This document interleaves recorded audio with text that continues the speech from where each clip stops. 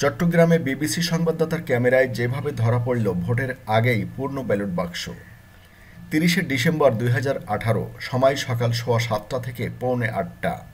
চট্টগ্রাম শহরের বিভিন্ন ভোটকেন্দ্রের গেটের বাইরে ভোটার এবং রাজনৈতিক দলের কর্মীদের ভিড়। এমন দৃশ্য বাংলাদেশ মহিলা সমিতি উচ্চ বিদ্যালয়, Nasirabad boys high school, Lalkhan বাজারের শহীদনগর সিটি কর্পোরেশন বালিকা উচ্চ বিদ্যালয় সহ সব কেন্দ্রের সামনে ছিল।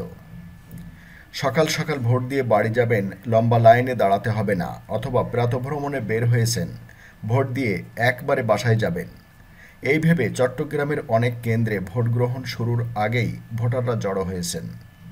অথচ ভোট গ্রহণ শুরু হতে তখনও খানিকটা দেরি আছে।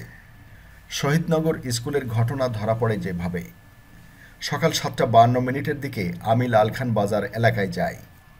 বিভিন্ন কেন্দ্রের সামনে দেখা ভিড়ের তুলনায় চট্টগ্রাম ১০ আসনের শহীদনগর সিটি কর্পোরেশন বালিকা উচ্চ বিদ্যালয়ের সামনে লোকজনের জটলা বেশি মনে হওয়ায় অনেকটা উৎসুক হয়েই ওই কেন্দ্রের সামনে যাই ভোট কেন্দ্রে আসা লোকজনের সাথে কথা বলবো বলে।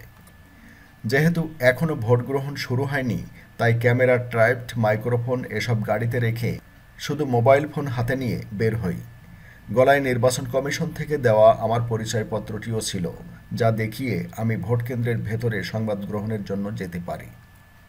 গাড়ি থেকে নেমে দেখি ভোটাররা স্কুলের গেটের বাইরে দাঁড়িয়ে আছে, আর রাজনৈতিক দলের কর্মীরা ভেতরে বাইরে আসা যাওয়া করছে। গেটের দিকে যেতেই আমার জন্য তারা গেট খুলে দেন। তারা ধরে নিয়েছেন যে আমিও হয়তো রাজনৈতিক দলের কর্মী। কেমন ছিল ভোট কেন্দ্রের ভেতরের অবস্থা? সময় সকাল ৭:৫৪। যেহেতু কয়েক মিনিট পরেই ভোট গ্রহণ শুরু হবে, তাই ব্যালট বাক্সগুলো বিভিন্ন বুথে নিয়ে যাওয়া হচ্ছিল। কিন্তু অবাক হয়ে দেখি সবগুলোই ভর্তি। দোতলায় প্রিজাইডিং অফিসারের কক্ষে গিয়ে সেখানেও ব্যালট বাক্স ভর্তি দেখতে পাই।